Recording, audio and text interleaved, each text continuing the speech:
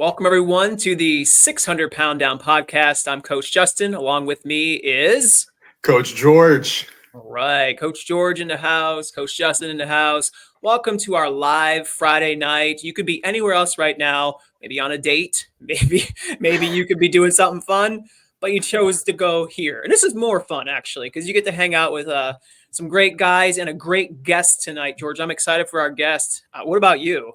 Dude, we talked to him a little bit before we got online here, and you told me he was a character. He did not disappoint. Guys, you're not going to want to miss this guy. He's awesome. I mean, if you need some inspiration, this is your guy right here. I tell you what, he's fantastic. He's so animated. It's like you don't know what he's gonna. He's okay. He's very animated to the point where he's unpredictably animated. Like you don't know what he's gonna do next. He says some funny things. He has a great. Anyway, well, let's tease him a little bit. He's good. He's fun. He's great. Emilio. High energy tonight. High energy. Yeah. Emilio is going to be a great guest tonight. And I love the story because it's going to be unique compared to what we've been having on the show, right? We've been having people who have weight struggles. And he was on the show previously with his wife, Daniela, and talking about their 75 hard journey. But we're going to talk about a different topic tonight. And that's that demon of alcohol and how he has found a way to manage this, get past it, and hopefully it inspires and helps other people as well, because that's why he's sharing tonight, George. That's a really great story, and I think impacts a lot of people's lives. Yeah, absolutely. So, hey, our week, by the way, for those of you who are on our Monday session, George and I both talked about our desire to really hone in on our own health and wellness journey. Not that we were doing terrible, but kind of in a place where I was like, I need to drop. Like I'm stuck between like 204, 205, 206, 204, 205, 206. That's where I keep going. And I'm looking to get out of that. And I want to get down below 200 and 197, 198. Perfect. I can be in Wonderland. I love it. So we've been hitting it hard this week, just counting everything, holding one another accountable, sending each other screenshots of our daily menu, our exercise sessions, you name it, we did it. Only thing we didn't do is we're not in the same location. I'm in Texas. He's in New York. Obviously, it's a little bit of a distance there. But, dude, how did you do this week, George? So it's funny you say that. So for the longest time, guys, I had no scale in the house. So like I just assumed, okay, yeah, 200 pounds. And Justin's like, you gotta get a scale, bro. Like you have no idea what you're doing right now. If you do not know where you're starting, how are you gonna know where you're going? And I'm like, you're right. Okay. So I went to Walmart, and I got a scale, and I brought the scale home, and I weighed myself. Bro, I was 189. That's like 11 pounds off. And so I actually went into my fitness app. It's my Samsung Health app, and I have a smartwatch. And so I'm like, okay, let's measure my stuff here. And so I have my measurements as of like 30 minutes ago. And I'm 187.6. And my body fat percentage is 18.9. I'm jealous. That's not fair. Like so Justin, what are your working calories right now? The calories I'm trying to like go for, I'm between 1,700 to 1,900 roughly a day. Okay. So for everyone who's listening, there's something called your basal metabolic rate. Okay. That is how many calories your body needs to just be alive. Like if you were just sitting on the couch breathing, like this is the amount of calories that you would need to survive. So between my fat percentage, my weight, and also let's not forget the muscle mass, because muscle burns more calories than fat. I have 83 pounds of muscle. I'm 187 pounds. I have 83 pounds of muscle. I have 111 pounds of water on me, and I have only 35 and a half pounds of fat on me. Okay. My basal metabolic rate, just for what my body needs to function, is 1859. Like so, I was doing 2,300 for a while, and I was like brain fogging, like on the verge of passing out. And I'm thinking to myself, man, like I've done this before. I've done these calories before, but I have done these calories over 2 years ago before I put on the muscle mass. Guys, being practical, I did not realize how much muscle mass I put on and how much that would actually affect the amount of calories that I would need to eat. Hmm. And so, like, my deficit calories, guys, is like, for me personally, it's like 27, 2,800, and that's in a deficit. Hmm. And like, it just shows that not everyone's the same, Justin. Yeah. Not everybody's the same. Like, if I was doing your calories, that would not be enough calories for my body to literally function Yeah. because we're different. Right. No, exactly. And I've coached hundreds of people over the years, probably thousands actually. And everybody's going to be unique and different. There's no one size fits all formula for people. There were people who were on lower caloric intake and didn't lose a pound, then we upped the calories and now we're losing. There's people who are on a low calorie or a high calorie, lowered the calorie content, and then they were losing. It's just, I think it's a good starting point, and I love this discussion because your metabolism, your basal metabolic rate, absolutely what you said, right? You need exactly this much to survive, to thrive. This is what your body needs to, all the energy your body puts out there. This is what you need to, and if it doesn't get it from food, it's going to get it from the fat. It's going to get it from muscle. It's going to get it from whatever's in fat, muscle, all in the body, right?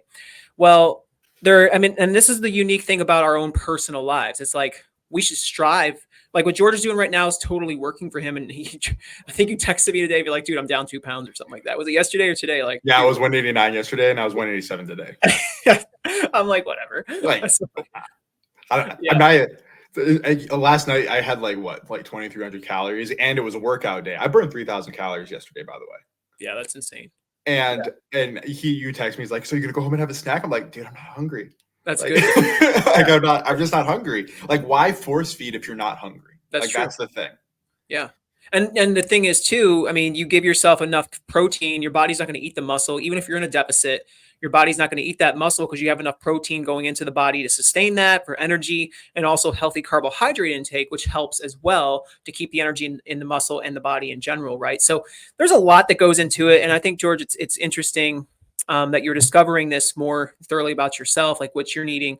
And I love how we can evaluate our own personal lives and we can say, our body functions best with this, and it's good. You're obviously seeing results. And if I did that high calorie content, I don't lose anything, bro. Like I crush it this week. I know I showed you, I was down or not down. Yeah, I weigh myself tomorrow, but I like did 15 or 1,600 calorie day, an 1,800 calorie day, a 2,000 calorie day, a 1,700 calorie. I'm like all over the place. But if I go to the 2,500 mark, best believe I put on water weight or whatever. It's just I just know my body. I can't really do that, So especially like if I don't want to feel bloated.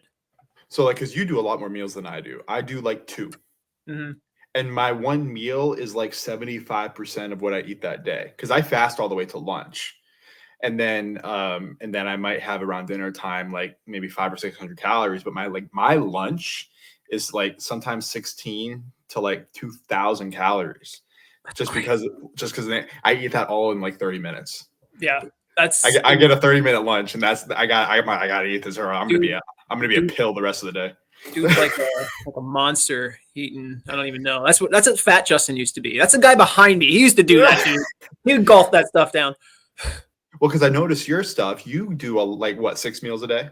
I do 5, 6. Yeah, 6. 6 meals, and then I noticed that you do like 3, 4, like 5, 4, and then you do like around dinner time. That's like your 800 one, yeah, Yeah, and that's my higher. that's the one that has a lot of the protein in it. Yep.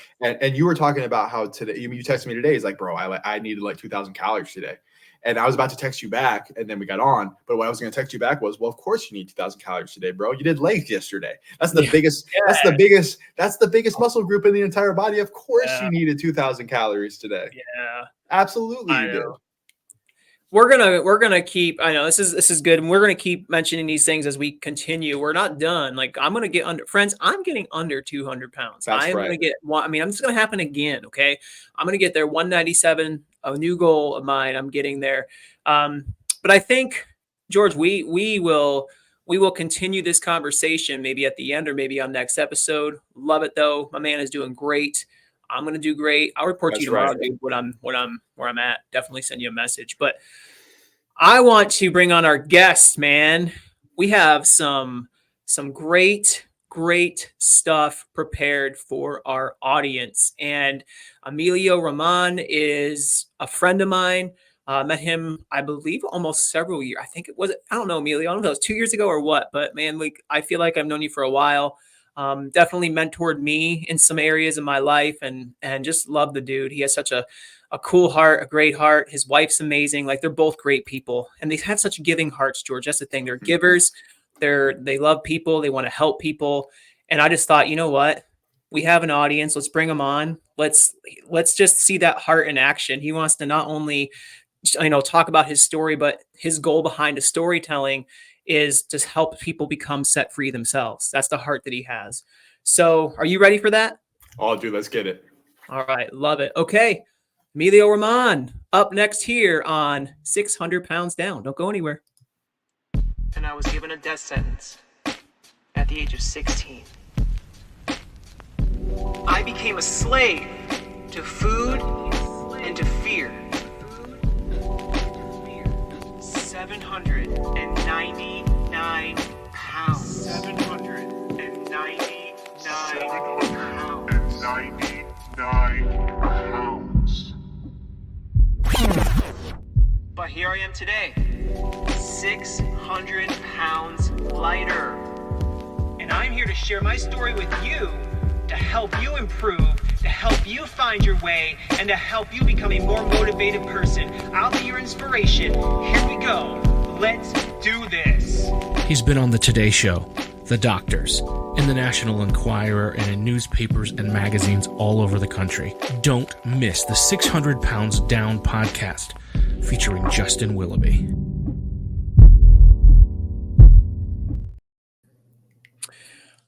Welcome, Emilio. What's up, my man?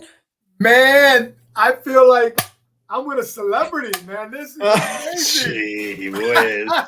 I'm blushing over here. You guys are amazing, man. Thank you, Coach Justin, Coach George. I'm honored to be here, brother. God bless you both. Yes, we're happy to have you, and like I was telling my audience earlier, man, did we was it about 2 years ago we met, or is it just over a year? I don't remember actually. I think it has to be over 2 years because you did the forward for our book. Yeah. Yes, you did the forward. Yes, and we launched that over 2 years ago. So thank you.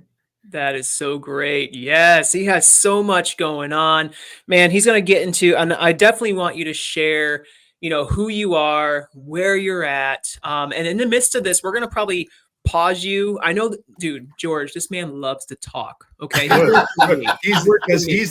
the guest. He gets to talk. No, but I'm not kidding you, man. He loves, he's just ask my wife. You need to stop talking. I'm trying to be like, I know. I'm just preparing. I want to get all my talking out now so I can let him talk the whole time. No, but Emilio, welcome to the show.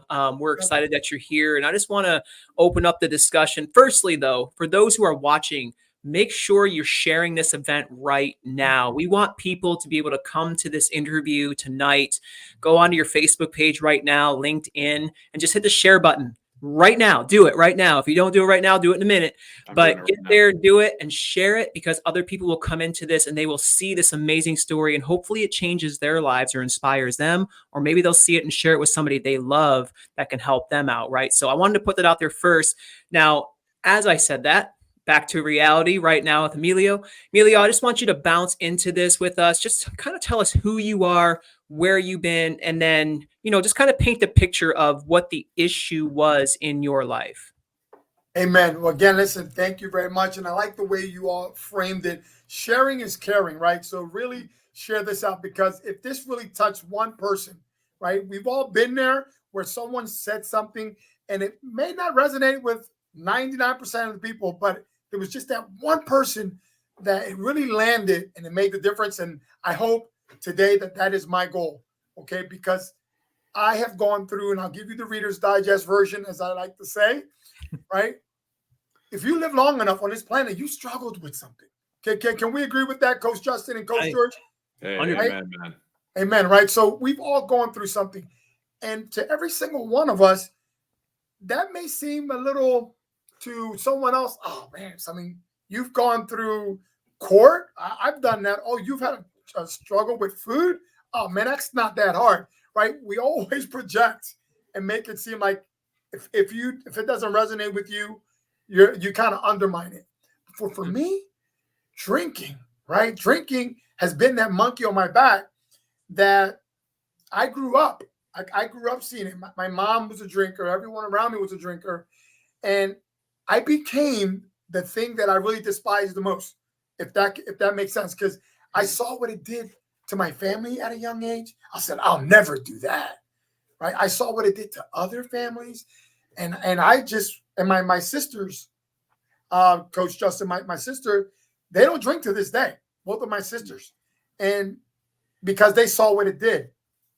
And all of a sudden here, I swore the same thing. And at some point, I became that which I despise. And it created a lot of havoc. Yeah, George, you can hit the. I know I've been talking too much, and he just said a world of amazing right there. Like it just set us right up, like to have a great conversation. But you want to take that one?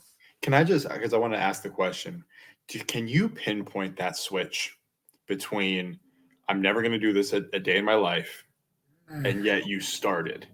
Wow. Yeah. Thank you, man. That was a goosebump moment because I don't think I've ever been asked that question. So I got goosebumps, and I don't think I've ever shared this publicly. But I want to say it was the time when I was in third grade, and my mom went through one of her binges, lit our house on fire. Think about that. She called us all into the room, and I was the oldest. I was probably about 8 years old. And again, I've never pretty much shared this publicly. I don't believe I have. But this is someone may benefit from this. She calls us in the room, and we know she was going through a bender. And she had her cigarette. And she had like a makeshift. My mom was on public assistance, didn't have a lot of money. That's how I grew up. And we lived across the street from my school. We grew up, my school was right across the street in the city of Camden, New Jersey. So she calls us in the room, and I felt weird to me. All of a sudden, she had her cigarette, threw it on the pile of clothing, which was like a cardboard box, grabbed this in, and she must have put a liquid there, but the whole thing engulfed in flames. Okay. And all of a sudden, I would love to say, I still got goosebumps. I would love to say that I was a hero and I saved my sisters, but I was so scared. I broke away from her arms, and I ran out the room, and that created an opening for my sisters to run out. 30 minutes later, firemen are there, and thank God, because we all would have died, I believe, looking back in retrospect. So that was one of those moments where I realized I never wanted anything to do with alcohol because I saw what that did to my family. Emilio, can I ask a question? That is, I felt when you were saying there, I lived that with you just for a second. Like I saw a movie in my head that, wow, that makes me emotional inside, right? But how old were you and your sisters at that point, you say? Yeah, so I would say we were in third grade. So whatever third grade was, is that 7, 8 years old, 9? Yeah. Whatever that was. For a child or children to see that, I mean, that is so traumatic. Like that's a moment in life where you're never going to forget. You're probably going to remember the smell. You're going to remember the scene. You're going to remember the screams. You're going to remember the sounds. I mean, that just has to be, wow. So does that play a role do you want to try to, have you tried to numb that in the past? Have you tried to get past that? Did that create any trauma in you? Can you kind of go that direction for a moment? Yeah, absolutely. No, again, thank you.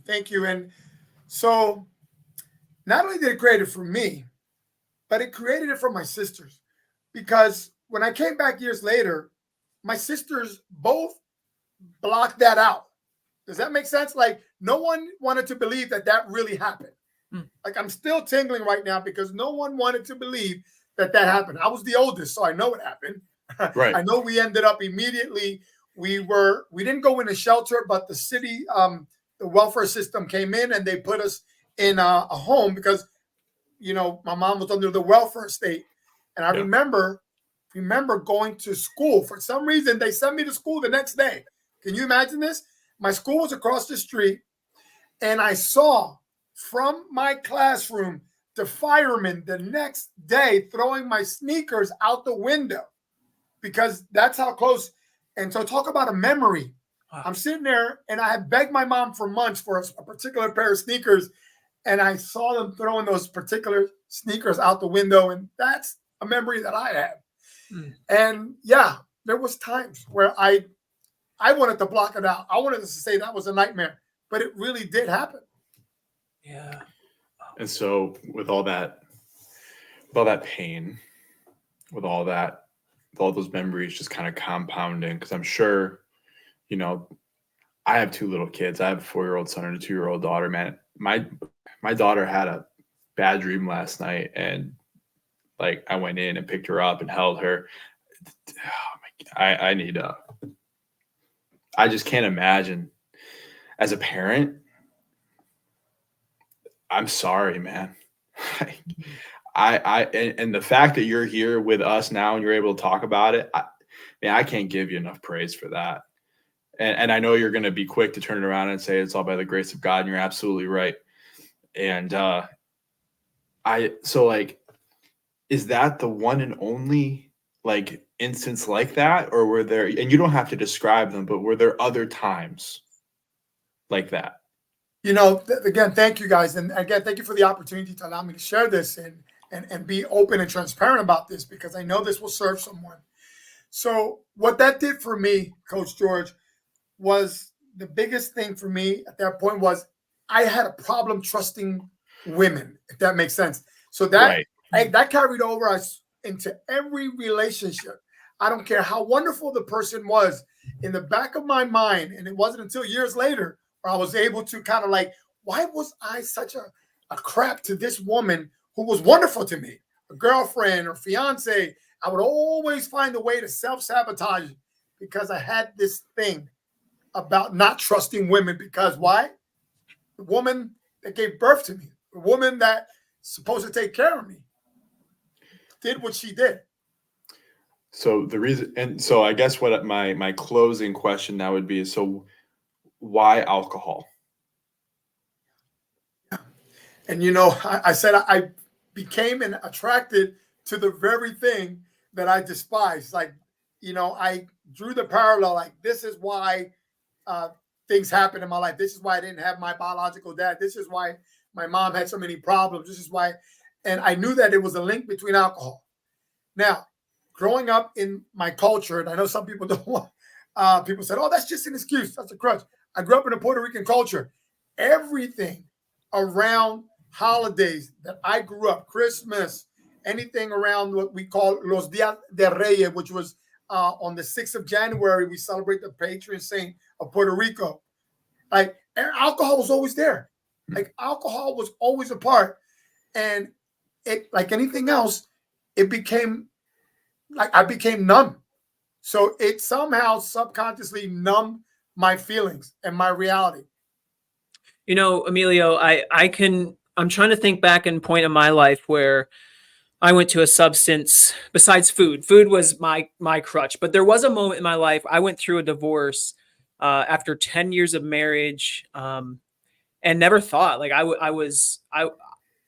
I mean, you trust a person, and I'm not painting a picture. I'm a perfect man. I'm not, and I caused some issues and all this stuff. But when you put your trust in line with somebody, and then all of a sudden they betray you with this decision, and they leave you, it's like that left me scarred, left me very traumatized, because I never thought in a million years that would happen. And then so I say all that to preface where I went with drinking.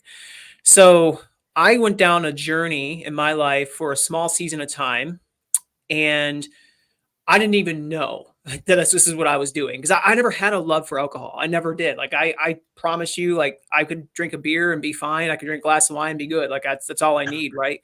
But and it wasn't often. And then when this happened in my life traumatic event, I started going to like some restaurants that had, a bar in them, right? And not that I'm against bars per se, if that's where you go, whatever. We're not judging here today. What we are saying is this: like, I never saw myself going in there ever. Like, I just don't. But I would go and grab a drink, or I'll talk to some buddies and say, come on over and have a drink.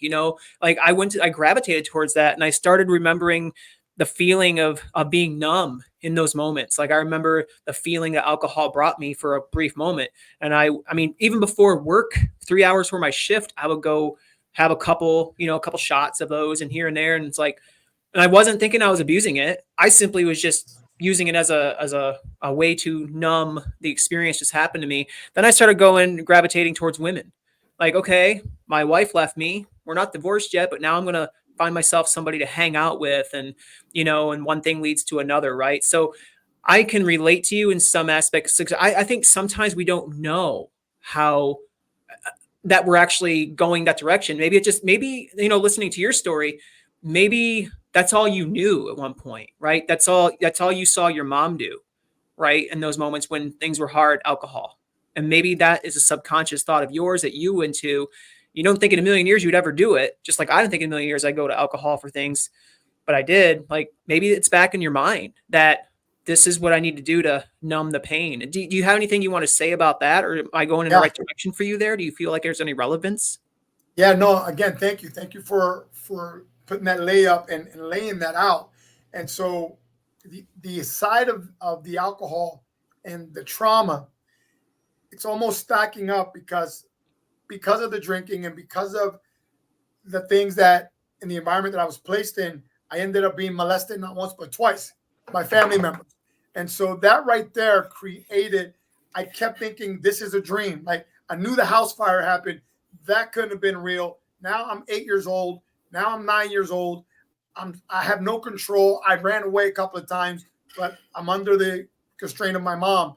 And again, love my mom, right? That's all I know. And I had to come to understand years later that my dad was abusive. My biological dad was abusive to my mom. And so she dealt and she lost the ability to cope. You see? So somehow I'm trying to make sense of this world. And so that the alcohol was always that factor that it was chaos. And then I just, again, got caught up in the chaos. And I always believed that, alcohol played a role in all of it. George's story is there's a lot of emotion in that. Well, he just, it's like, man, you had, I need to just give me a hot second.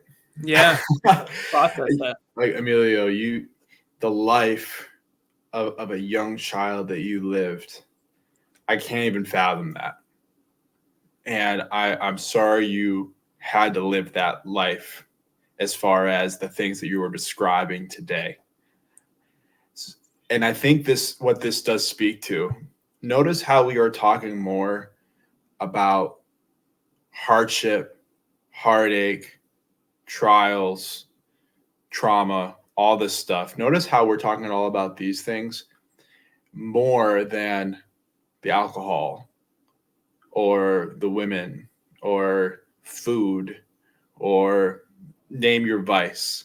It's the vice is the top of the iceberg, and the other 90% of what got us there, no one else is looking at. Mm-hmm. Yeah. And when we start to understand this life's hard, guys. Life is hard. It's a hard life. And when we have that integrity, the integrity to say, I am not going to do X to numb myself. I'm not going to do X to run away. I'm not going to do X to escape, right? Community, integrity, and not putting ourselves in that kind of situation and really just taking it day by day, sometimes hour by hour. And that's how all addictions start, trying to run away from pain. Yeah. It comes down to that. And I think I think as and looking at this as men, excuse me, as men, I think this is such taboo for a lot of us, like for a lot of guys. Like, why do we wouldn't want to we don't want to crack the surface, to get underneath all the layers, right? We don't want to, for most men, they don't want to share these things. But I believe all three of us here have the understanding to understand that if we don't talk about it, these things just pile up. You're not only going to destroy your life, but the lives around you. And Emilio, I feel like maybe that was the direction that you were going if you didn't get yourself in gear. So talk to me about that pivotal turning point. You went to alcohol.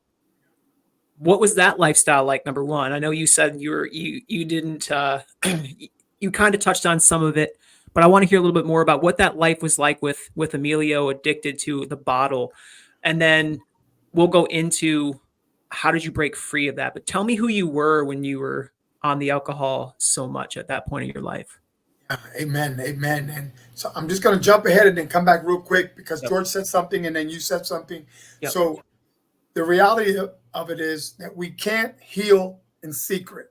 So that was the biggest thing for me, right? It was coming to that realization that I had to share it because I kept bottling it up, right? That's where I kept bottling it up.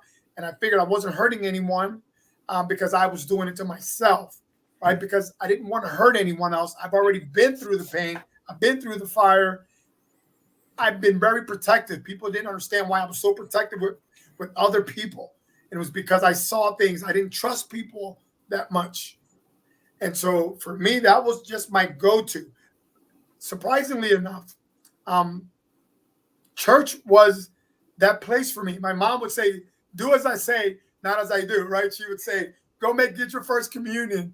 So I went ahead and did that. And I found solace. I found love and compassion through the Catholic Church when I was a young man. That was like, wow, I would pray. And that was my go-to. But I would come home and see the chaos. Every time I turned around, I had a new freaking stepdad, right? I couldn't wrap my head around that, man. Like I couldn't. And then, but I know my mom loved me. I know she loved my sisters. We had two older brothers and sisters from Puerto Rico that she was kind of forced to leave in Puerto Rico. And it was just the kids here in New Jersey. So I'm getting to the point where I'm sharing with you that I couldn't escape this alcohol thing, right? It was just everywhere I went. But my faith, this newfound faith, was where I found some relief, for lack of a better word. I found strength there, man. Like something I've never felt in my life. I also had a speech impediment problem. In Spanish, it's called gago. Someone who stutters is called a gago. So I had to deal with the teasing of the kids, right? Okay. You know, and so you guys can see it a little bit. People today, like Justin Dude, I couldn't tell it all, dude. I had no idea. I couldn't tell it all. Receive that one, okay? Thank you, brother. And listen, you heard Justin was like, he likes to talk. So think about that. So today, the only time you notice that is when I'm kind of really too emotionally involved and I'm not like kind of thinking clearly. I'm just so enthralled with the emotion. But just I love people, man. And I love to protect people. And it came through that fire, right? Because Justin, we talked about this. Our struggles, right? Our struggles, and if we're honest, and Justin and George today, it's through our struggles that we have our strength. Right? Can we agree on that? 100%. Yes. Right? Yes. So it's through there. And so now with the alcohol piece, to bring it back to what kind of a drinker I was, here's when I didn't think I had a problem. Alcohol, I don't respond well to alcohol, meaning I was not a Monday through Friday drinker. I was what was classified as a binge drinker. So I didn't think I had a problem because I would work from Monday through Thursday. But come Friday, my God, when I start, I wouldn't stop till Sunday. And then I'm good to go for another week. So I didn't think I had a problem. That was the lifestyle that I was living. And here's when I found out that I was an alcoholic. When someone really told me this, Emilio, after I ended up with court, I ended up being fired from this job. A relationship never turned out. And I still didn't think I had a problem. And someone said, has your life become unmanageable? And that was a light bulb moment because he goes, that's the true definition of an alcoholic or someone with a problem. And I'm like, what do you mean? He goes, whenever you drink, are your finances sacrificed? Yeah, I would work Monday through Thursday. Then I wouldn't have 2 nickels to rub together for Monday. I'm borrowing money until Friday. Have you lost relationships because of alcohol? And I had to take a real honest look at myself. I'm like, check, yes.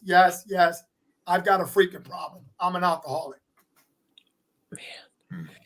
Someone up in your grill making you just be aware. And then sometimes that's what it takes. You need somebody to actually come into the picture and really say, hey, and that's love. That is love. And we don't feel it at the moment.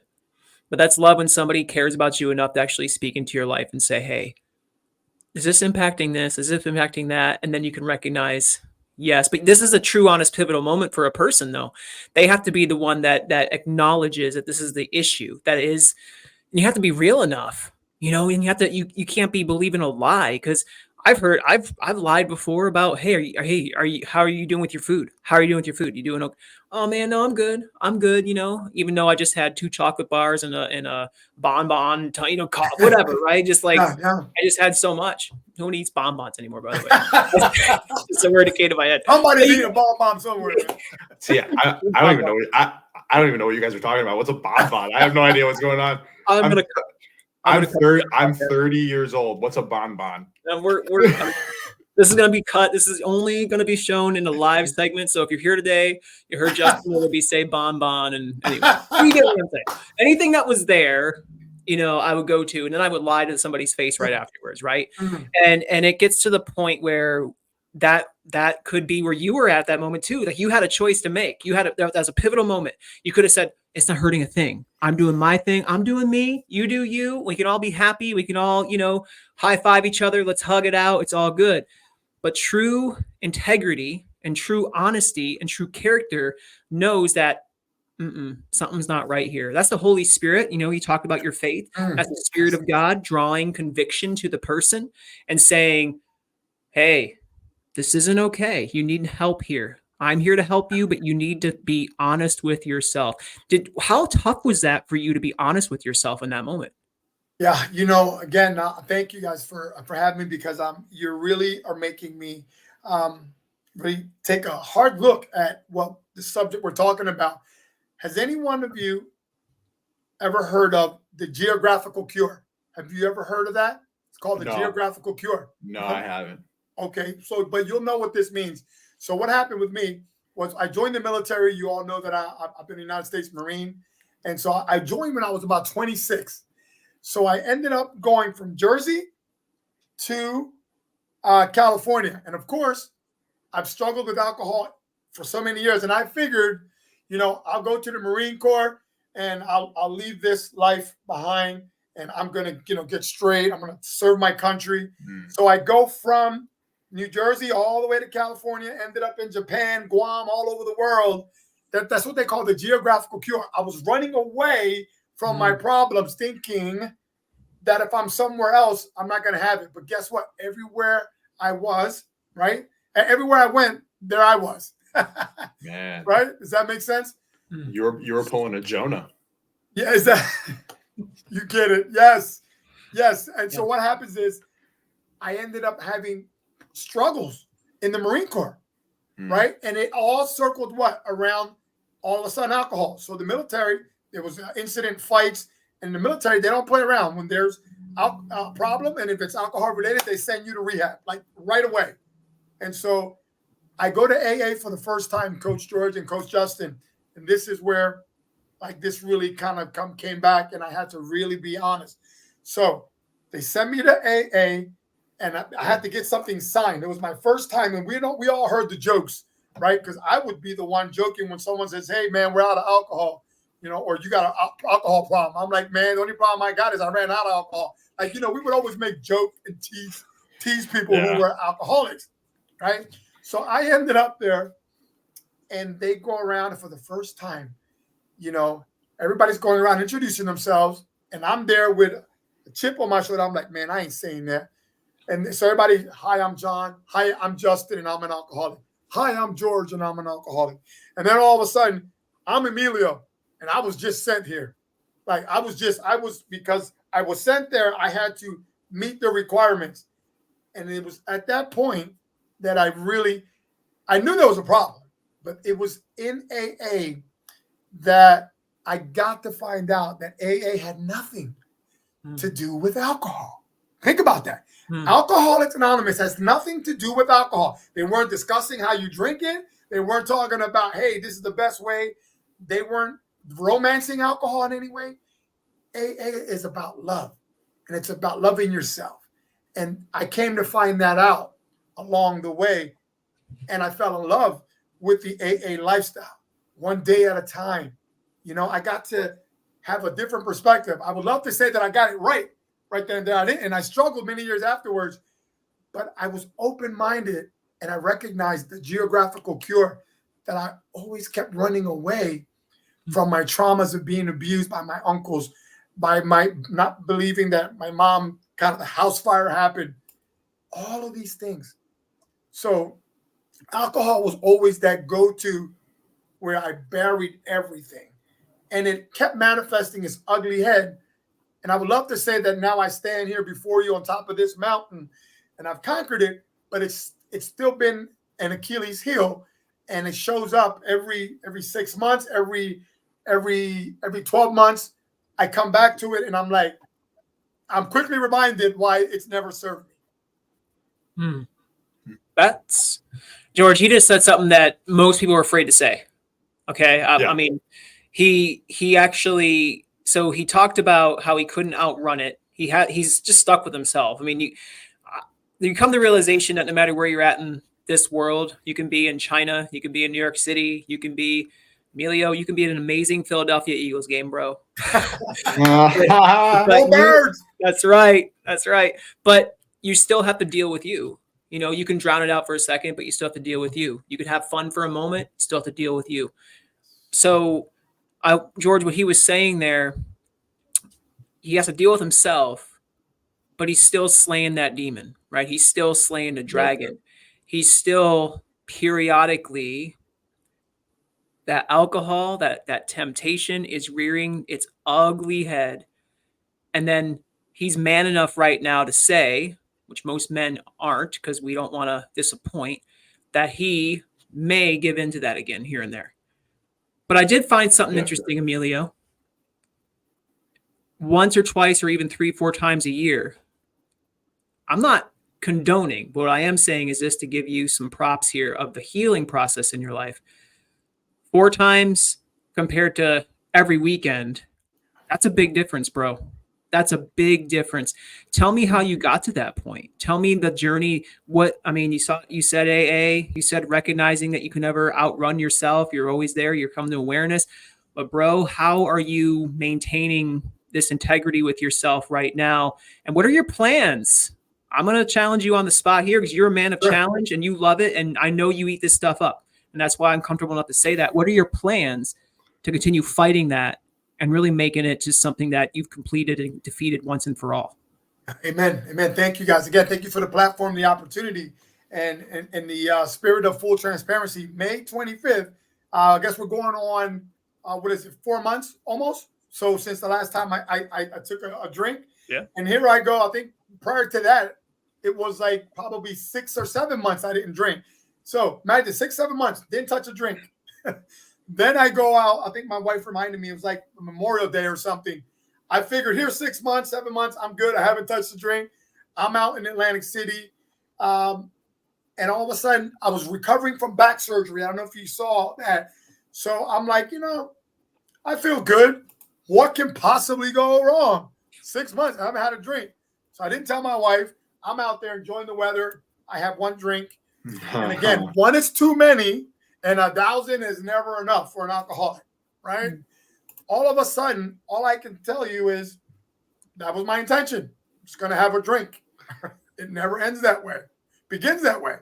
All of a sudden, I found myself bleeding because of my back. I fell and busted my lip. Luckily, my tooth. I had too many drinks. I had shots. And all of a sudden, I called my wife, and she knew that she knows me, and she was like, get your ass on the train and get back here, so I made it. And then I looked at the phone, and I did videos of myself, and I was like, oh my God, again, I become that which I despise. This very same thing that I talked about that I didn't want to do. So that was the thing that what happened there. I don't know. Why did I succumb to that? And I want to say that I had the security of the community, right? Check in. They always tell you, go to the meetings. Meeting makers make it. And I get to this point psychologically where I'm like, I'm good. I don't need to go to that meeting. And I start backing away. And maybe it's, I don't know, we can identify it's a church, where like you go to church and then I don't know what they call it, a backslider or something, right? But all I know is that I'm like, how the hell did I end up here again? Again, I ended up. So I'll pause it there and let you ask the question. So yeah, when you keep letting the rabid dog into the yard, he's going to keep coming around a few times, even when you start kicking it away, right? Mm-hmm. So because we've all had those incestuous moments, right? We're literally doing the thing. Emilio's literally drinking right now. George is literally eating a family-sized bag of M&Ms right now. And we're sitting there, we're doing this thing. And it's like, what in the world? Stop. And here I am. It's almost like this incestuous moment of I'm watching myself do the very thing that I don't want to do. And you're like, well, crap. I'm better. I don't know about you guys. My first thought, I'm better than this. Mm-hmm. I know better than this. And so my question to you, I guess, is how has it been now since getting into the sobriety? Yeah, thank you. And again, so I've been here before, right? So this is what my wife reminds me. This is what people who love me say, what are you doing different this time, Emilio? And I take that deep breath and I'm like, well, it's a different time. One time I went like over a year, right? And that was grinding, going through the AA meeting, checking up. And this has just never sat well with me where I go to a meeting and as a Christian, this just doesn't sit well with me. Like, hi, I'm Emilio and I'm an alcoholic. This is why this has never sat well with me. Not that I've been in denial, but let's just say Coach George and Coach Justin. If you were a smoker and you stop smoking, and I know people who smoke forever. Have you ever heard anyone said, I'm a recovering smoker, right? You don't smoke. No one talks about it. That to me, when I talk about it, I almost start saying, I'm an alcoholic. It just never sat well with me. And it worked for me though for over a year, but I felt like I was white knuckling in. I felt like I was inviting, and I'm listening to people talk about, again, all the trauma that they've gone through. And so what I feel has been working is when I really get into the Word of God, I'm focused on others and how I can support others through their story. Those little acts of kindness, I feel for me, and again, it's one day at a time, right? And I can look at my history and I can give you my drunkalogs. But right now, at 54 years old, I'm at a point where I'm like, I'm really reclaiming my health. I'm doing things that I've never done before. For example, when I stopped drinking, I found myself in AA rooms. Guess what a lot of the AA people do? They have donuts. So they stop drinking and all of a sudden they go out for coffee and gorge themselves. And I'm like, I'm leaving one bad habit to now go ahead and half of them are talking about they got diabetes. And I'm like, this doesn't seem right to me. So that's kind of my conundrum, if you will. Yeah. So I look at your story right now and I think to myself, we all have this thing like George was saying, this vice. And, mine happens to be food. I mean, we call it, I think about it this way, alcoholics, those who had a past of alcoholism, whatever camp you find yourself in, if y'all did hey, I'm gonna have a cheat day. I'm gonna have a treat day with alcohol. I'm gonna just go do what I want to do. That is not That is not healthy. But I could say the same thing about myself when I say I'm gonna have a treat day, I'm gonna have a cheat day, and I Right. go and I hammer down the M&Ms, I hammer down the Reese's, I hammer down the cookies, and I feel like garbage, and I just destroyed my health. All the good things that I did that week, suddenly, maybe not 100%, but some of that goes down the toilet, and I'm like, I worked so hard for that, you know. Mm. I look at this, Emilio, and I can see it in a different lens because I was addicted to food, and I still can be. You know, I think we all have opportunities to give in to our struggles, and the devil's real. I don't blame the devil for things. I'm not a guy that says devil made me do it, I promise you, but I will say there's an influence out there, and he's out to steal, kill, and destroy, and he will knock on your door with temptation, as he did with Jesus in the desert, knocking on the door multiple times. Hey, just try this. Hey, just do that. Hey, just one. You're right, Mr. Devil. I'm going to shake your hand and take one. Like, that's what we do. We give into that. He doesn't make us do it, but we give into it. And that's why it's so important that we have, like George was saying too earlier, community, right? It's important to have people around us. It's important to have a real faith, a solid faith in the Lord to help us through. And it's important that we let others in. We let others in so they know what we're going through, man. I'm just living through your story right now, thinking about myself. Like, I'm not exempt. I'm not exempt from doing these things. Dude, I used to have a porn problem. Like, I would go to pornography, and it was very easy. You know, it's everywhere. You could just go to it, access it. And, you go, week clean. Okay, we're good. And then all of a sudden the next week you're like, I gave in. And then you go another 2 weeks clean, 3 weeks clean. Okay. And then the next day you're back into that again. This is all real, right? These are just real struggles that people have. But the good news is, Emilio, we're finding ways out of it. We either found the way out or finding ways out, and you're doing that. And I'm super proud of you for, hey, you went down for a minute, but you didn't stay down, bro. I want to point that out too. You didn't stay down. That's an amazing thing. I appreciate that. Your feedback is important. I thank you for this, man, because this has been this has been cathartic, right? Sharing it, and the big thing with me is you can't heal in secret, and so when I'm able to share that with others, that is where I find relief, because it may not be here. Someone may watch this 6 months from now. It may be 2 years from now when this is replayed and someone reaches out and said, you said something that really got me thinking differently about my current situation. And I've had that happen multiple times. And that's what kind of drives me to like keep going. Like you said, you may have that episode with Eminem. You feel like crap, but you keep going. And that's why I didn't want to shy away. When you asked me about the interview, I said, I've got to be honest with you, Coach Justin. I said, I'm willing to come on. I said, I don't even like using the term relapse, but those are the lingos that's used. I said, yeah, man, I had a struggle with it, but I'm back on the horse. Yeah. And you said, come on. I'm like, and you had me, and here we are. And again, I'm loving the opportunity to share my story, because I'm hearing part of my story through you and George, because we all are kindred spirits. Yeah. And the healing's into helping. We see that, right? And that's what your heart is, man. You help. I mean, you've helped me in the past, right? When I was writing a book, I would come to you and say, hey, that's one of your things. That's one of the things you're good at in this venture, right? And you gave me some great tips. You helped me along the way, and I just know that your heart is to help others. So there is healing in the helping, and I think we can get past ourselves, and we understand that other people need our help. It actually helps us stay focused on the mission, right? Because we don't have time to dilly-dally around with alcohol or food if other people need help.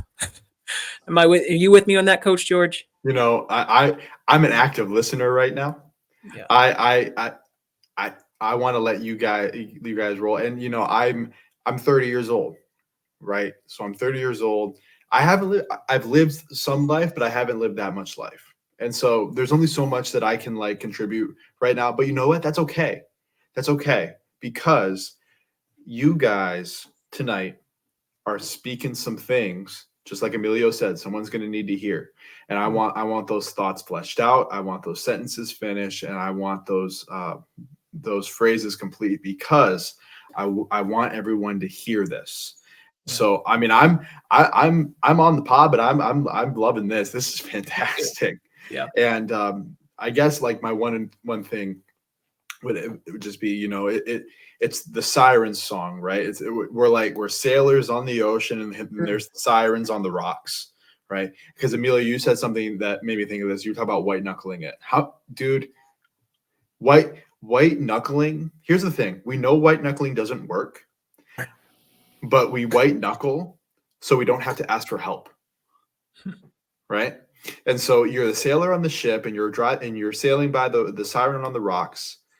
And they're singing their song, man. They're singing that alcohol song. They're singing that food song. They're singing that porn song. They're singing that drug song, whatever you want, whatever song they're singing it. And you're going to tie yourself to the mast just to make sure that you don't sail that ship into the rocks. However, if you're tied to the mast, you're not sailing, are you? You're drifting. The key is to sing a better song than the sirens are singing. You got to sing a better song. We're not going to be shy about this. We're believers. We believe in Jesus Christ. We're Christians. That undergirds everything that we're doing, we've said, and what we do with our lives, all of it. So I just want to throw that out there and just be explicit about that. You need to sing a better song than the song of the siren on the rocks. Don't drift and white knuckle it on your own. It's not going to work, because if you don't crash into the rocks, you're going to crash into something else. Right? If it's not going to be the alcohol, Emilio, it's going to be the donuts, right? You got to sing a better song. That's good. That's good. Emilio, George, that was fantastic. Yeah. Now, I love Emilio's song today. Yeah. He sings, and him and his wife both. Actually, Emilio, your wife is very supportive of you. She's posting comments. She's going through the trauma talk. She's been lighting up that comment section, bro, all night. Lighting it up all night. I see it right here. She's got you, man. Yeah. You got a wonderful woman there. I tell you, life, they say life shrinks or expands according to one's courage. And my wife, I've drawn so much courage from her, so much love. She's given me space and grace. And I'll tell you what, without her, certainly I wouldn't be half the man I am today. So I have to just say that here publicly, because she has been that rock for me. She's helped me sing another song that I was singing for sure, George. That's amazing. Awesome. And she has her own story. She probably has her own amazing story. And man, you both are great people. And I know that you've helped so many. Now, when we talk about a new song, I want to hear your new song today, man. Like what tell me who Emilio is today. Like, well, how did you take your past, redeem your past, and now you're in this point of your life where you're like, I just want to see others succeed? Because that's one thing you told me in the past. You said, I just want to see people succeed. And that's a bold statement for a man, and if that's what you really want to do, like that, you dedicate your life to that. Not many people want to see other people succeed. When somebody succeeds, there's usually jealousy. There's usually, what about me? There's usually, backbiting. I mean, this is a world where people want to get ahead of anybody else, right? But when you take a position of humility and leadership, now it's like, you know what? Let others shine, and I'm going to clap for them shining in the background. And you might be a face of what you do, but truthfully, without the people you help, we wouldn't be the people that we are, right? We couldn't be the face of what we do. So I want to hear a little bit about you. What's this new song you're singing, man? What do you do today? Thank you, brother. Thank you for sharing those comments of my wife. And thank you, George, for that. That was amazing. I can tell you what, it's a philosophy and a belief. If you've ever heard of Zig Ziglar, he said, help enough people get what they want, and you ultimately get what you want. Now, when you look at that statement, I bought into that idea. Like, I really am a cheerleader for you, for your 600 pounds of fat loss. And needs a reality check, Coach George. But I'm a fan already, and I can't wait to read a book or chapter or whatever you got going on, because I recognize that you are all impacting, you're all influencing people in your sphere. And I just light up when I see that, because I can easily go that perspective and pour me a drink. I've been there. I've done that. That doesn't serve me. It doesn't serve anyone around me. So my new song is to be around people like you too, that are really challenging me here on social media, asking me real pointed, real questions, and me opening up my heart because I know someone's going to be served by it. So I want to help enough people get what they want because ultimately I know that I'm doing God's calling, I'm doing God's work. And for me, ultimately, I wasn't supposed to be here. Everyone said by the time I was 20 and 21, I would be dead or incarcerated because of the lifestyle that I was living. I'm 54. So every day I wake up, George and Justin, I ask myself 5 things. What am I grateful for? And I have my book there, and I can tell you I don't skip a day. I write it down. And at the end of the day, ready for this? This is how I end my night. I said, God, did I say something? Did I think of something that hurt another human being?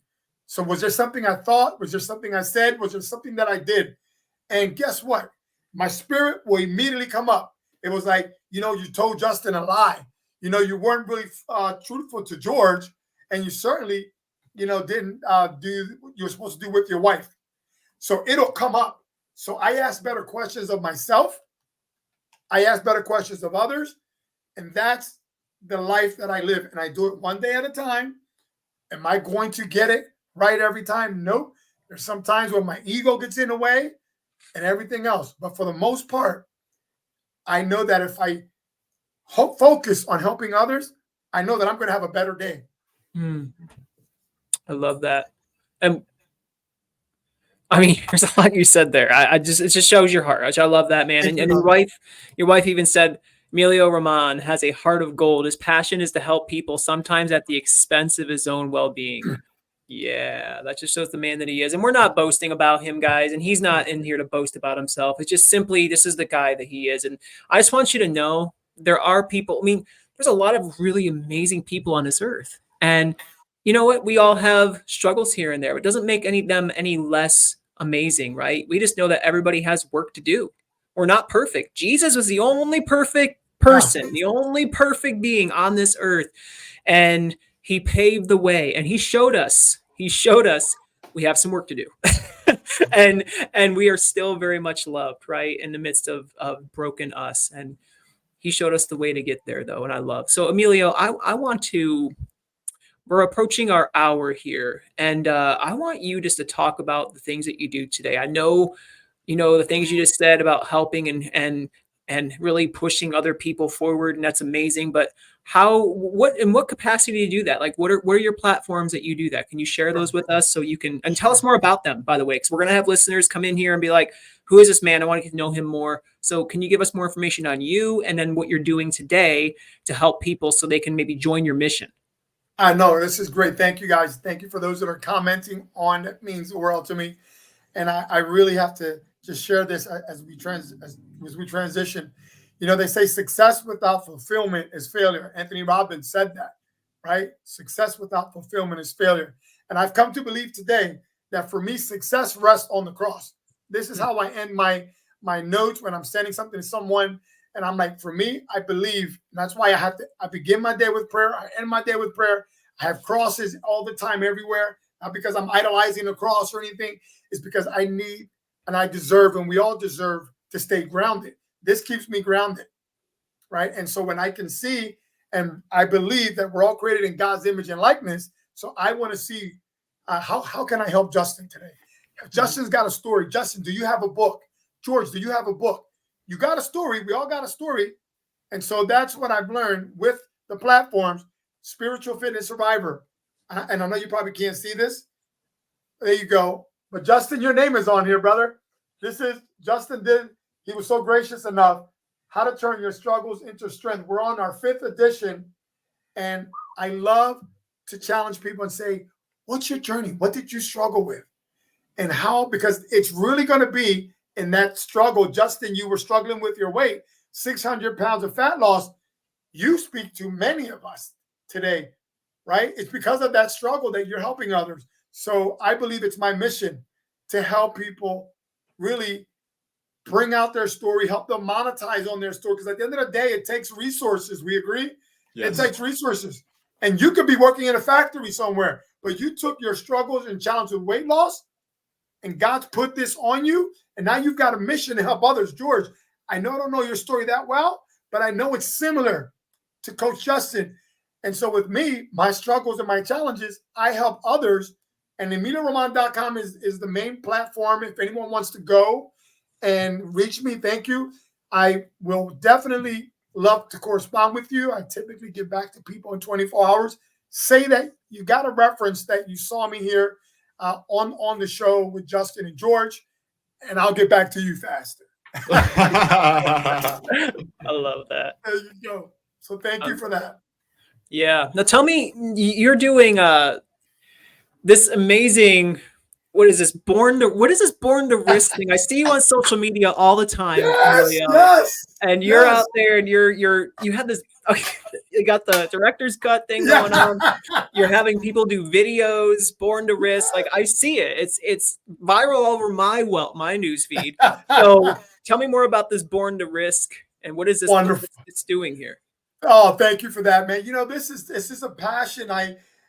So we did the spiritual fitness book, and when you talk about spirituality, you get that woo stuff. So for some people, it doesn't connect, right? So we did 5 books on we're on our 5th edition, and you so graciously did the last forward.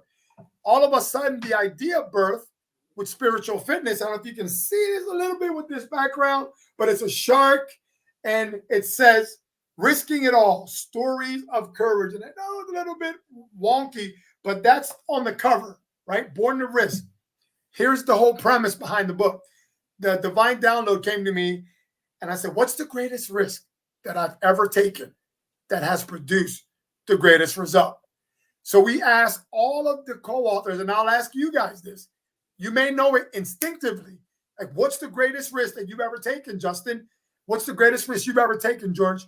So we've asked that of the co-authors, and then not only did they share it, then we took it and turned it into a documentary, which is going to now win some awards.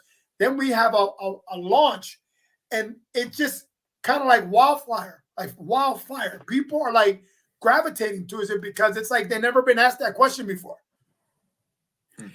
Well, you have a shark on the cover, so it's even cooler. There you go. It's all about the shark. I love that shark. No, that's good. So if they go to borntorisk.com, what's the significance of this website? Like, what does the website show us?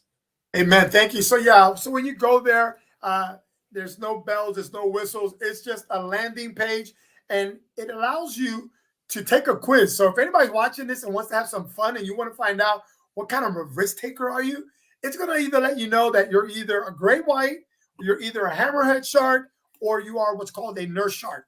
And the great white is not any better than the nurse or the hammerhead. I think, what shark are you, Coach Justin? I think I was the hammerhead shark. Amen. And I know that Daniela as well. I want to be this great white warrior, bro. Make me feel better about being a great white, or about a hammerhead. Help me feel better about that. You are right where you need to be, because what happens is with the great white, they make decisions, they're impulsive, and there's a lot of chaos that can happen with a great white, right? So they say the greater the risk, the greater the rewards. But you, Coach Justin, as a hammerhead shark, you're coming in, you're watching, there's a decision to make, and you're like, yeah, I'm not going to be that impulsive. I'm going to watch how I approach this risk. And there's a great reward in your approach. Then there's the nurse shark, and they're a little bit much more cautious. They're at the bottom, and every single one of them, again, has its own value, but one is not better than the other. I think George looks like a cookie cutter shark or something. What are you, George? Bro, I'm on the page right now. I'm looking at it right now. We'll put it in the show notes what George is after the show. No, Emilio, this is so good. I love what you're doing. Your mission. I mean, you've been going. The thing is with Emilio, man, and this is something that you've been and I haven't been, and it's changing. And you actually inspired me looking at your stories, looking at you on my news feed. when in my life, Emilio, when things got hard, what I like to do is just say, oh, this isn't working. People aren't wanting to know more about Just. I mean, you throw yourself a pity party, right? That's what I did. I threw myself a pity party. Like, people aren't liking my stuff anymore. People aren't viewing my page. Like, get over yourself. You're doing this to love other people and show other people. If they don't want to watch your stuff, to them. Like, I had to get past myself, and seeing you and seeing my friend Josh Hatcher, you were on his Manlyhood Mancast at one point. Yeah, He has I a love great it. podcast. Shout out to Josh. We're all connected here, and we are all influencers trying to do our thing, just trying to reach people in our own platform, our own way. And there's no time to just lollygag around and not do anything. We got to stay committed. And I love that about you. You stay committed no matter what. And, you're on to the next project. Oh, you know what? Okay, that may have been a flop or a success, but on to the next project. Like, you don't stop. And I love that about you, man. And this Born to Risk thing, like, it's really like, whoa. Like, I thought this is a really cool idea. It really is intriguing to me and inspiring to me. So thank you for putting it out there and having that amazing. And was it Daniela who had the idea? Because I think she has the brain. Right? Yeah, Daniela's got. She's the brainchild of a lot of this. But this is what I'm gonna do for both of you guys, because you've really been awesome. Every book that I sell, and I think people need to know this, goes to 2 veteran projects, and it's really on the back cover. But I want to mail this to both of you. So I want both of you to have it, because it supports our veteran projects. But you guys have given me an opportunity to share my story, which I believe it's going to help others. So thank you. Please make sure that I get your address so we can ship this out. Hey, look at that. Hey, bro, I have the copy of Spiritual Fitness Survivor right here. Yes. I want that Born to Risk one, man. I mean, this is good stuff. Thank you, brother. Thank you, I love it. I love it. Man, thank you so much, man. That's awesome. I appreciate that. I appreciate you. Emilio Roman. George, I have a question for him, unless you have one. I mean, if you want to have a closing question, it's up to you. Are you chewing on something? What are you thinking? So yeah, my question to you is, what's next? Well, honestly, man, I'm gonna keep doing what works, right? And so what works is being forthcoming, being honest, accepting the challenge that you guys said. What song am I singing? And I'm going to stay with the people that continue to want to challenge me and push me forward. And that's my wife. Those are my people in my community who they don't want to be recognized, but when they see that I'm going through something, they check in with me. They're like, hey, man, you posted something. Are you feeling okay? So I'm going to keep doing that, because it works. Fantastic. Thank you, brother.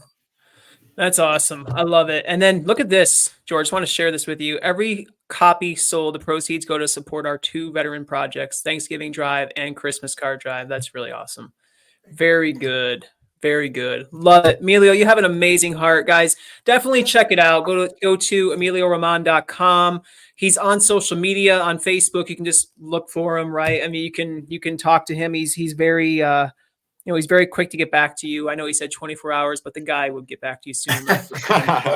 He's a good guy. Emilio, it was such a pleasure having you on today, man. Thank you for showing up. Coach Justin, Coach George, big hugs to you, brother. Please keep me informed of anything. If we can support or help sponsor in any way, please let us know. Love it. Appreciate that, man. Thank you. Will do. Bless you, brother.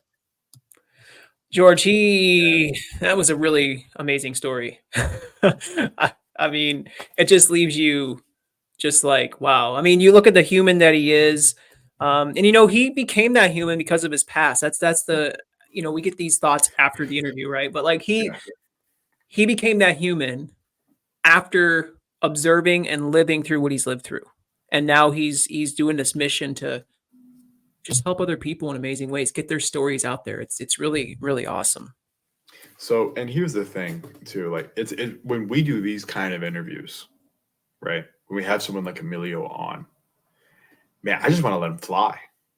Like I just want to let him go. I mean, you're teeing him up and he's just knocking him out of the park. 1, 2, 3, 4. And because he is the kind of person, I mean, man, like his childhood, some of that stuff, like I needed a minute. I got two babies, and man, that just ripped my dad heart out. And but look at him, man. Like someone who goes through that should not end up like him, right? That should not happen, right? But here he is. And I just want to talk to the people listening right now and anyone who might hear this now or later. That can be you too. Okay? That can be you, because you might be in a point in your life right now where the 8-year-old Emilio was, or the 20-year-old Emilio was, or the 26-year-old Emilio was. You might not be where the 50, I can't remember if he said 55 or 56. 56? He said 54. 54. My bad, bro. Mid-50s. You might not be where he's at right now. It does not mean you can't be. Okay? We're all in different points. It's the same thing. It's the same thing with you and I, right? You're at almost sub 200 pounds. I'm at 189. Used to be 799 pounds. I used to be 310. All right? We're not there anymore. But if we made it, if he made it, you can make it. Yeah. Yeah, that is so true.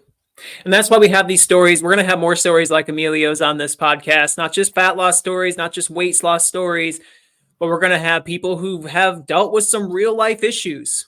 Life threw a lot of garbage at them, and they were able, by God's grace, they were able to stand up underneath that and move forward and move on and become a story for other people. And sometimes, George, sometimes God allows us to go through the junk, not to say that he doesn't care, not to say he's not present. He's present in the pain. We know he's present in the pain.